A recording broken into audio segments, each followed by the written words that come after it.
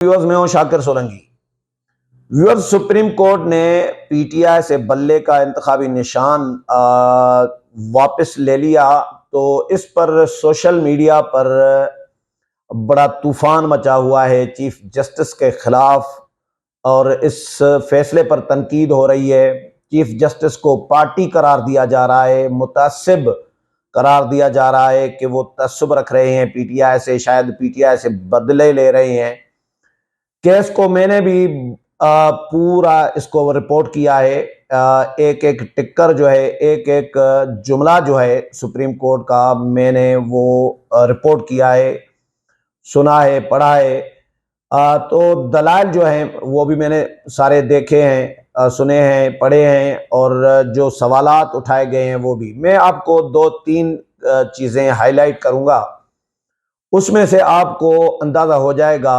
आप खुद फैसला कर लें भला कि चीफ जस्टिस ने दुरुस्त फैसला किया है या चीफ जस्टिस ने नाइंसाफ़ी की है पीटीआई के साथ। मेरे ख्याल में, मेरी नज़र में तो दुरुस्त फैसला किया है काजी फायज ईसा ने, सुप्रीम कोर्ट ने। अकेले काजी फायज ईसा साहब तो नहीं थे चीफ जस्टिस ऑफ पाकिस्तान, उनके साथ दो और भी जजेस थे।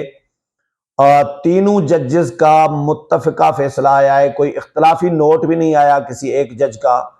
या तो होता है ना कि एक जज का कोई इख्तलाफी नोट आया हो तो फिर आप चीफ जस्टिस पर तनकीद कर सकते हैं, लेकिन तीनों का मुत्तफ़िका फैसला है। बात यह है कि पीटीआई, जवाब पीटीआई, चलो तूफान बदतमीजी जो सोशल मीडिया पे चल रहा है वो तो पीटीआई की एक रवायत है। पीटीआई के खमीर में, पीटीआई के कारकुनों की तरबियत में यह शामिल है कि लोगों की पगड़ियाँ उछालो, लोगों को गालम गलोच करो। उनकी तरबियत ही ऐसी है, तो वो तो करेंगे ही। लेकिन मैं इस केस का और दलाइल का दो तीन चीज़ें जो अहम हैं वो बताता हूँ। पहली बात ये कि चीफ जस्टिस ऑफ पाकिस्तान ने कहा था कि भाई एक तो इलेक्शन कमीशन का काम जो है वो इलेक्शन कमीशन करे, अदालतों को इलेक्शन कमीशन के काम में मुदाखलत नहीं करनी चाहिए। मिसाल के तौर पर जिस तरह पेशावर हाई कोर्ट ने एक पहले फैसला मुअत्तल किया, फिर फैसला बहाल किया, पेशावर हाई कोर्ट नहीं, फिर फैसला मुअत्तल किया, यानी इलेक्शन कमीशन का फैसला पेशावर हाई कोर्ट ने 3 दफा इस पे बेंच बनाया है। एक ने मुअत्तल कर दिया, दूसरा बेंच बना, फिर उसने बहाल कर दिया सुप्रीम इलेक्शन कमीशन का फैसला, फिर तीसरा बेंच बनाया, फिर उसने फिर मुअत्तल कर दिया। और इससे पहले लाहौर हाई कोर्ट में 2 बेंचेस बन चुके थे। एक सिंगल बेंच ने फैसला दिया था, फिर ये रिव्यू में गए तो 5 रुकनी लार्जर बेंच बना था, फिर वहां से दरखास्त वापस ही नहीं ली, और इलेक्शन कमीशन ने इनको कहा कि दोबारा इंट्रा पार्टी इंतखाबात कराएं। पीटीआई को जब कहा गया तो पीटीआई ने इंट्रा पार्टी इंतखाबात दोबारा कराए, लेकिन दरखास्त लिए बगैर ही, जो कि लेनी चाहिए थी। और दूसरा, सुप्रीम कोर्ट ने यह भी रिमार्क्स में फैसला दिया कि एक हाई कोर्ट में जब केस चल रहा हो तो दूसरी हाई कोर्ट में दरखास्त नहीं दी जा सकती। तो पीटीआई ने कैसे दी? इसमें पीटीआई ने अपनी गलतियां की हैं। पीटीआई सुप्रीम कोर्ट में अपने जो दलाइल दिए हैं पीटीआई के वकला ने, उसमें भी नाकाम ही रहे हैं। जो सवालात उनसे हुए हैं उनके जवाबात देने में वो नाकाम हुए हैं। चीफ जस्टिस ने जब इन्होंने इल्ज़ाम लगाया इलेक्शन कमीशन पर कि इलेक्शन कमीशन ने बदनीयती की बुनियाद पर किया है, पहले तो इलेक्शन कमीशन के काम में मुदाखलत होनी भी नहीं चाहिए। इस उसूल पे तो सारे राजी होंगे और एग्री करेंगे, मैं भी एग्री कर रहा हूं कि भाई इलेक्शन कमीशन का काम इलेक्शन कमीशन को करने दिया जाए। आम इंतखाबात शफाफ कराना, पार्टियों को किस तरह हैंडल करना है। 13 जमातें डी लिस्ट कर दी हैं इलेक्शन कमीशन ने इंट्रा पार्टी इंतखाबात न कराने की वजह से। या तो 13 जमातों, किसी जमात के खिलाफ अगर इलेक्शन कमीशन ने एक्शन न लिया हो, सिर्फ पीटीआई के खिलाफ एक्शन लिया हो, तो फिर तो पीटीआई का रोना धोना बनता है। फिर आप कह सकते हैं कि जी इलेक्शन कमीशन ने ज्यादती की और काजी साहब ने इलेक्शन कमीशन का दिफा कर दिया फैसले का। तो 13 जमातें یعنی ڈی لسٹ ہو گئی ہے انٹرا پارٹی انتخابات نہ کرانے کی وجہ سے۔ تو پی ٹی آئی کو نوٹسز پہ نوٹسز جاری کیے گئے، 2021 میں نوٹس جاری کیا گیا، 2022 میں کہا گیا کہ انٹرا پارٹی انتخابات کرائیں۔ تو انٹرا پارٹی انتخابات کیوں نہیں کرا رہے تھے بھائی؟ انٹرا پارٹی انتخابات نہ کرانے میں کیا مصلحت تھی؟ کیوں نہیں کرا رہے تھے؟ اگر کرا دیتے تو نقصان کیا ہونا تھا؟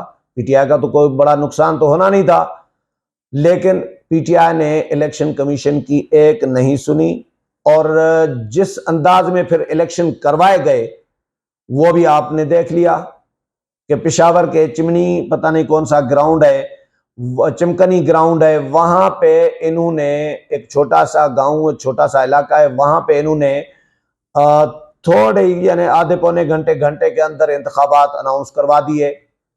کہیں پولنگ نہیں ہوئی، کہیں ووٹنگ نہیں ہوئی، کہیں ووٹر جمع نہیں ہوئے، کہیں امیدوار کٹھے نہیں ہوئے، کہیں نامینیشن پیپر فل نہیں ہوئے، اور بانی ممبر جو تھے ان کو بھی انتخابات سے دور رکھا گیا، ان کو بھی حق نہیں دیا گیا انتخابات میں حصہ لینے کا۔ اکبر ایس بابر ان کے پاس سینٹرل سیکریٹریٹ گئے اور انہوں نے کہا کہ بھائی میں انتخابات میں حصہ لینا چاہ رہا ہوں، مجھے نامینیشن پیپر بھی دیں، مجھے ووٹر لسٹ بھی دیں، جو ڈاکومنٹس دستاویز چاہیے تھی وہ مانگے اکبر ایس بابر نے، تو انہوں نے نہیں دیے، اور انہوں نے کہا کہ وہ تو سرے سے ہیں ہی نہیں ہمارے پاس، کوئی ایسا کوئی چیز نامینیشن پیپرز نام سے کوئی چیز ہمارے پاس ہے ہی نہیں، کوئی ووٹر لسٹ نام کی کوئی چیز ہمارے پاس ہے ہی نہیں۔ تو یہ تو جگاڑ ہی ہوا نا۔ اسی دن بھی جس دن الیکشن انہوں نے جگاڑ والے الیکشن کرائے تھے، میں نے بھی ویلا کیا تھا، بہت سارے اور ویلاگرز نے ویلا کیے تھے، اور انہوں نے بھی اس کو جگاڑ قرار دیا تھا۔ خود اکبر ایس بابر کا رد عمل آیا، خود بہت سارے پی ٹی آئی کے لوگ جو اپنے لوگ ہیں جو اس وقت بھی پی ٹی آئی میں موجود ہیں، انہوں نے بھی اعتراضات اٹھائے تھے، سوالات اٹھائے تھے کہ بھائی یہ تو جگاڑ پروگرام کیا ہے انہوں نے اور جعل سازی کی ہے، تو الیکشن کمیشن نے اس لیے ان کو نہیں مانا۔ اور دوسری بات کہ ان سے جب پوچھا گیا کہ بھائی بدنیتی، الیکشن کمیشن پر بدنیتی کا الزام لگایا، تو بدنیتی ثابت تو کرو۔ الیکشن کمیشن کے سامنے بدنیتی بھی ثابت نہیں کر پائے، الزام تو لگا دیا کہ بدنیتی کیسے کر رہا ہے الیکشن کمیشن، وہ بھی نہیں۔ اکبر ایس بابر ممبر نہیں ہے، تو یہ دعویٰ تھا پی ٹی آئی کے وکلاء کا کہ اکبر ایس بابر ممبر نہیں ہے ہمارے، جبکہ چیف جسٹس نے کہا کہ اچھا آپ کا اگر ممبر نہیں ہے تو آپ نے کب نکالا اکبر ایس بابر کو پارٹی سے، کب خارج کی ممبرشپ؟ آپ نے جب خارج کی ہے تو کچھ دکھائیں، کچھ بتائیں، کوئی ڈاکومنٹ دکھائیں، کوئی لیٹر دکھائیں، کوئی نوٹس دیا ہو اکبر ایس بابر کو۔